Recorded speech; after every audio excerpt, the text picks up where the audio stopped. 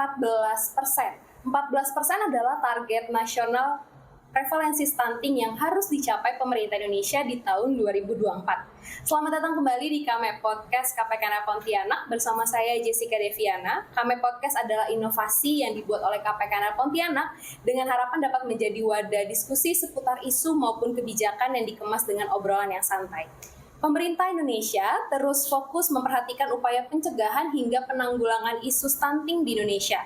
Hal ini diwujudkan dengan ditetapkannya Peraturan Presiden Republik Indonesia Nomor 72 Tahun 2021 tentang percepatan penurunan stunting. Keseriusan pemerintah dalam menanggulangi stunting mendorong Kame Podcast untuk menciptakan ruang diskusi mengenai stunting di Indonesia. Kami mengundang pemimpin kami, Kepala Kantor Wilayah Direktorat Jenderal Kekayaan Negara Kalimantan Barat, Ibu Teti Fajarwandari atau yang biasa disapa dengan hangat Ibu Teti. Selamat datang kembali Bu di Kame Podcast. Selamat bertemu kembali Jessica di Kame Podcast yang kesekian kali. Siap. Baik Bu, sebelum membahas lebih lanjut mengenai upaya penurunan stunting nih Bu di episode kali ini, penonton hari ini mungkin masih ada yang belum familiar dengan apa sih sebenarnya yang dimaksud dengan stunting. Jadi apa Bu yang dimaksud dengan stunting? Nah ini saya mau tanya ganti, stunting itu apa ya? Kalau kita baca berita, nggak tahu teman-teman zaman sekarang masih suka baca koran nggak? Atau mungkin ya media online, di TV, kasus stunting di Indonesia sekian persen dan sebagainya.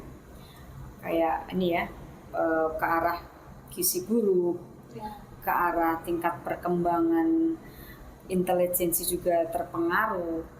Jadi intinya adalah stunting itu adalah kondisi di mana memang perkembangan seseorang ini ada di bawah normal.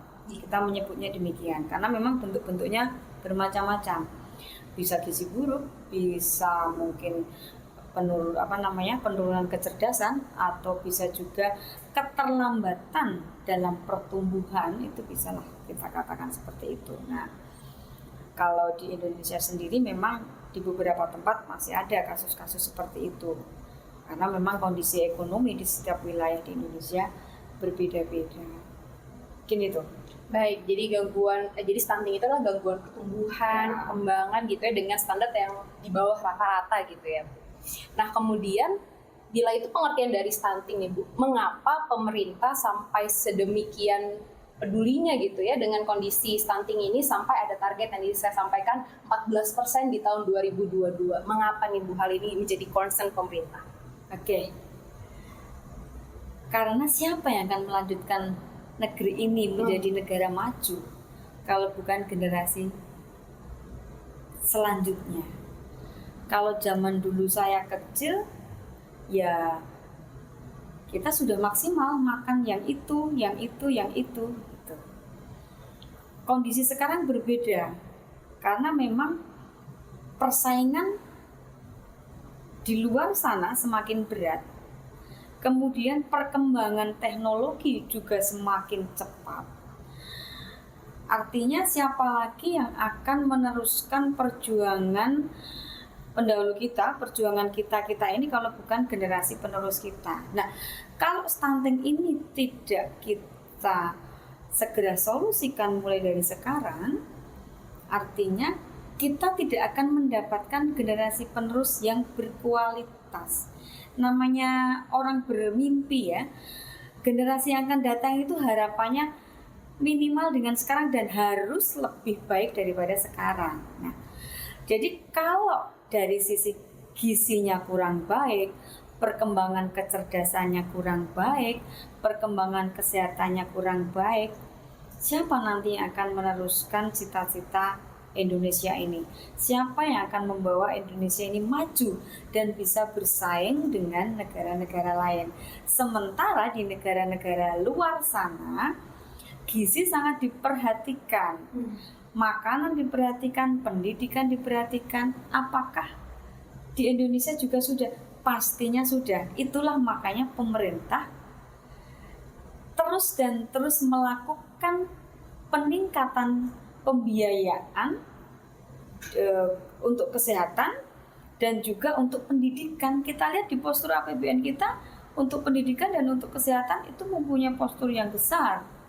Itu untuk apa? Untuk Indonesia yang lebih baik di masa depan. Baik, tadi kalau Ibu sudah sampaikan dalam hal APBN Ibu, berarti kan ini sebenarnya salah satu bentuk upaya keterlibatan Kementerian Keuangan Ibu. Memang seperti apa lebih jauh Kementerian Keuangan terlibat dalam penurunan stunting itu tadi? Iya, kembali lagi Kementerian Keuangan adalah pengelola keuangan negara. Pastinya menjadi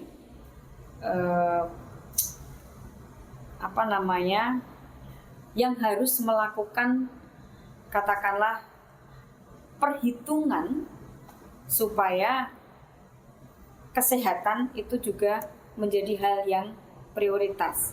Kalau nggak salah APBN 2023 itu 178 triliun ya untuk kesehatan kita poskan di sana. Artinya inilah concern pemerintah terhadap kesehatan. Salah satunya untuk penanganan stunting ini supaya tidak terjadi. Jadi orang Indonesia sehat-sehat semua, masa depan Indonesia generasi penerus juga sehat-sehat berkualitas. Tuh, jadi sudah ada alokasi anggaran yang cukup besar ya, 178 triliun tadi. Nah, ini saya punya data lagi nih Bu. Menurut survei status gizi Indonesia tahun 2022 menunjukkan bahwa angka stunting di tempat kita berada nih Bu, Kalimantan Barat, itu adalah 27,8% di tahun 2022. Memang sudah mengalami penurunan nih Bu, sekitar 2% dari tahun sebelumnya di 2021, 29,8%. Kita kan menyadari ya Bu bahwa Kanwil DJKN Kalimantan Barat, KPKN Pontianak, KPKN Singkawang nih berada di dalam Kalimantan Barat gitu ya, yang salah satunya menjadi satu dari 8 provinsi yang angka stuntingnya cukup tinggi. Ibu sebagai pemimpin, apa hal-hal yang telah atau akan dilakukan oleh Ibu dan unit yang Ibu pimpin untuk memastikan tidak ada nih anggota keluarga pegawai, khususnya pegawai pemerintah non pegawai negeri PPNPN gitu ya, yang mengalami kondisi stunting? Wah, surprise sekali nih. Ternyata Kalimantan Barat menjadi satu dari 8 provinsi dengan angka stunting yang tinggi. Nah, ini saya kembali lagi. Saya sih yakin ya, pegawai DJKN Kalimantan Barat, dan saya juga yakin pegawai Kemenq di Kalimantan Barat, harapannya tidak ada yang kena kasus stunting ini. Artinya memperhatikan apa yang harus dilakukan untuk keluarganya masing-masing.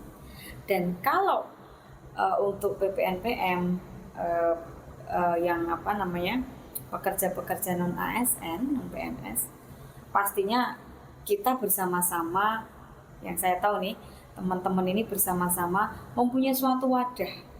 Ada yang melalui Dharma Wanita, ada yang melalui wadah paguyuban pegawai yang sama-sama saling membantu dan saling memperhatikan, tidak hanya pada lini pegawai saja, tetapi sampai keluarganya. Pada saat Lebaran, tidak hanya terbatas itu, di hari-hari biasa kita juga melakukan kegiatan yang namanya Kanwil DJKN, kelompok kita itu Kanwil DJKN bersama. Kita menamakannya begitu. Kita maju bersama, kita ada masalah kita solusikan bersama. Dan yang jelas, kalaupun di sekitar rumah pegawai ada yang terindikasi stunting atau gizi buruk, silakan untuk bisa berkomunikasi dengan teman-teman kami. Nah, di DJKN Kalimantan Barat ini kita ada wadah yang kita bisa ikut membantu menyalurkan dengan apa yang kita punya. Baik, jadi pemerintah sudah berjuang untuk menurunkan angka prevalensi stunting, dan kita pun dari orang-orang terdekat kita, pegawai, keluarga gitu ya Bu, kita juga terus berjuang gitu ya untuk mencegah adanya stunting bagi sumber daya manusia yang akan datang di Indonesia. Baik, menutup podcast hari ini kami juga mau menyampaikan informasi bahwa KPKN Pontianak juga menyampaikan nih Bu, mensosialisasikan kepada masyarakat mengenai upaya-upaya yang dilakukan pemerintah untuk menurunkan prevalensi stunting di Indonesia dan juga mengedukasi bagaimana cara mencegah stunting itu terjadi di anak-anak ataupun di sekitar kita gitu melalui konten kami namanya Kami Segerin juga Bu. Kami Segerin ya. Iya. Baik, terima kasih Bu Teti sudah menyempatkan waktu berdiskusi terkait stunting bersama kami. Kami bersyukur semakin terbuka wawasannya tentang apa yang dilakukan oleh pemerintah sejauh ini dalam upaya menurunkan prevalensi stunting. Terima kasih Bapak Ibu dan teman-teman yang menyaksikan podcast pada hari ini. Sampai jumpa lagi di episode kami podcast selanjutnya.